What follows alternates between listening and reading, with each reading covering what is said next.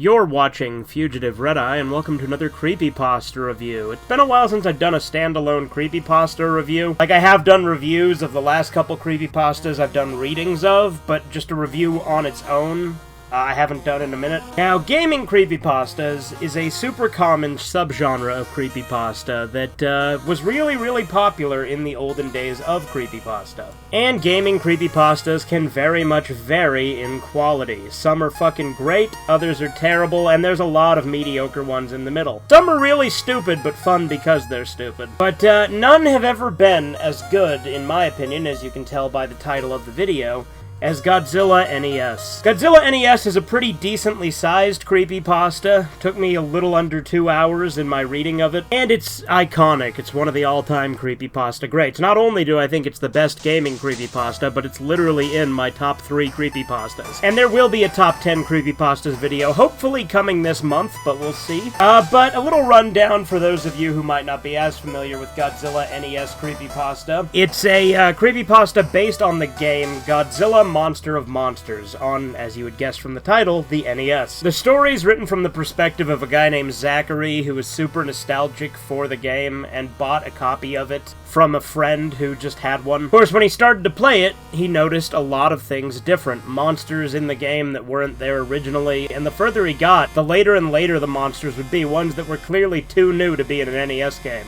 The guy himself was a really huge fan of Godzilla, which is really interesting because he almost exclusively refers to the atomic breath as the heat beam. Like, atomic breath is like Godzilla's signature attack, so I think it's weird that the guy exclusively calls it a heat beam with how much of a knowledgeable fan that he is. Nevertheless, as the game goes in more and more, it starts to devolve more and more, and this creepy monster called Red is in the game. The game starts taunting him by referencing a girlfriend of his who died, as well as asking a bunch of weird questions in the quiz rounds. All of this culminates with a final showdown of the monster, and the last chapter I actually think is the weakest chapter, but we'll get there in a minute. There will be spoilers in this, just so you're aware. I have done a full reading of it. You can watch it either in parts or in the full reading compilation. Both are on my channel.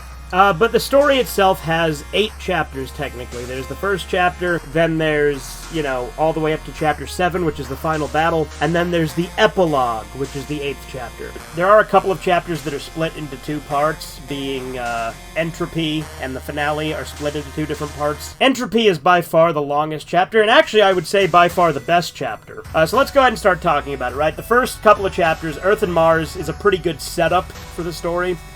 Not a whole lot of crazy shit is happening just yet, just some weird glitches and monsters that shouldn't be there. But then the story really picks up in Pathos, where it introduces Red and the main gimmick of it, as well as the not monsters, which are bosses of the game that get modified into these abominations to be these unique monsters made for the game.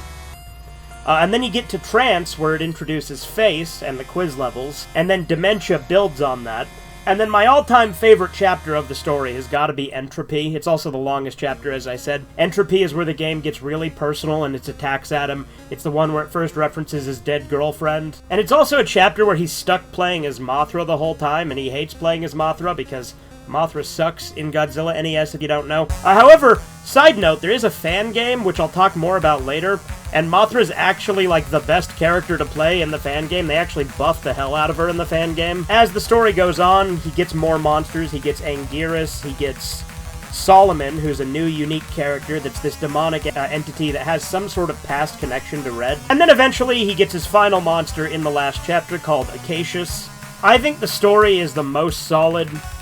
It peaks in Entropy. I think the best parts, though, are from Pathos, probably until Extus. I think Zenith is where it starts to decline a little bit. Zenith is where he gets, the level that's, nothing but, a bunch of the word kill, and there's some, really gory... he never uses the word hyper-realistic, but it does kind of reach that trope a little bit in that chapter. It's never bad at that point. It doesn't actually take away from it.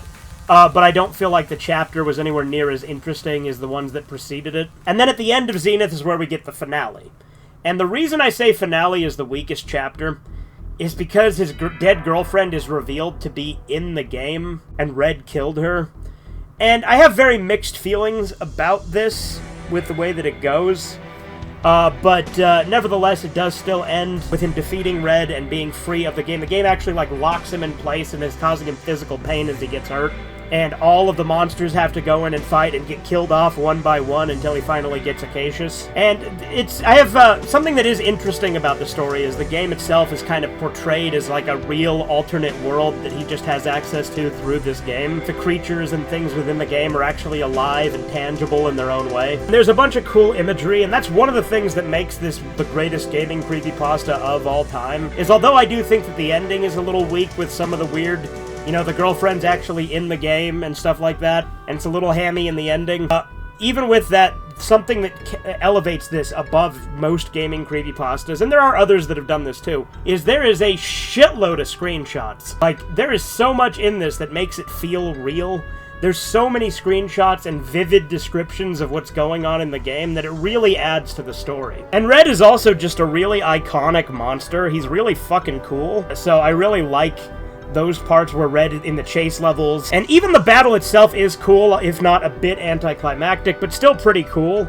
Like, I do like that this creepypasta actually has, like, a final battle and things like that. And the creepypasta lends itself to making a pretty cool game, which is why the fan game's actually great.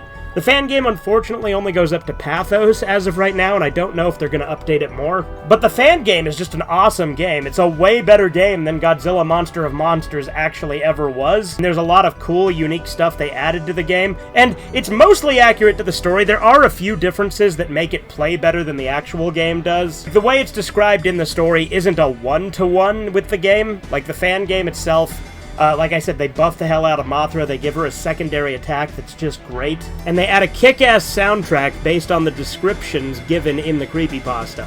Something of note, though, is there's also a sequel to this creepypasta that actually takes away part of the problem I have with the ending, because the sequel kind of reveals that the game actually kind of works like No End House, where the game itself sort of has a connection to the player, and it sort of plays on their own fears. So you could easily interpret that to his girlfriend's not really in the game. That's not what happened. The game is putting these thoughts in his head and showing him these things because they know it's the right shit to fuck with him. Because in the sequel, the game that the guy is playing is entirely different than the game in the first story. I haven't done a reading of the sequel, and the sequel's actually unfinished, but nevertheless, it is pretty good, and it does add to it. So that retroactive knowing the game has that connection to the player kind of gives me similar vibes to No End House, which, as you may know, is my favorite creepypasta of all time. I love that psychological Silent Hill type playing on the player's fears type thing. And again, any criticisms I have of the story doesn't detract from the fact that throughout the whole story, even with some of the cliches, it's fucking solid throughout. Not to mention, a lot of these cliches weren't necessarily as cliche back then when it was written, because it is an older creepypasta. But yeah, this creepypasta has a pretty realistic feel with all the screenshots. It has an iconic monster that it introduced being Red. And it's also got Solomon, who's pretty iconic too. And I like some of the mystery behind him because you don't really ever learn his full connection to Red. And I remember when I was younger and I first read it, I actually thought the girlfriend stuff was really cool. Like I said, there is a part of me now that's like, that's kind of cringe and stupid. But it still works within the confines of the story, and it doesn't ruin it for me. Like, honestly, out of any gaming creepypasta, none of them are anywhere near as gripping as this, because this one is just so descriptive. It has so many different characters and elements and angles, and a lot of cool imagery and references to Godzilla stuff, that it's just a really good and gripping story. And I think that's why it's the best great gaming creepypasta, because, you know, it does have, you know, his girlfriend's soul's, like, trapped in the game, sure. But it's not like, oh, and a skeleton popped out. No, it's its own unique thing, where it's something that would genuinely make you curious to keep playing when you see this game that's getting progressively more and more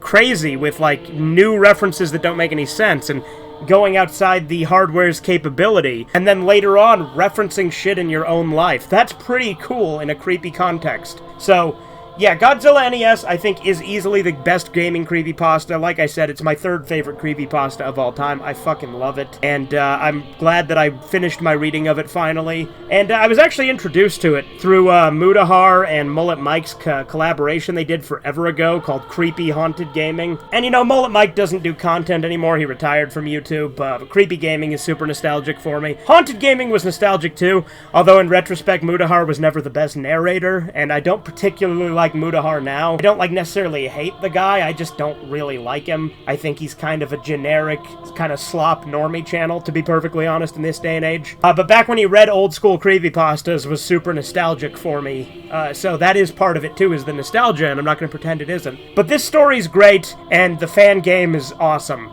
if you haven't played the fan game, I'd highly recommend giving it a try. Anyway, that's all I really have to say. I love this story, and it's got some cool monsters, and that's really it. I hope you guys enjoyed. Have a good one. Toodles!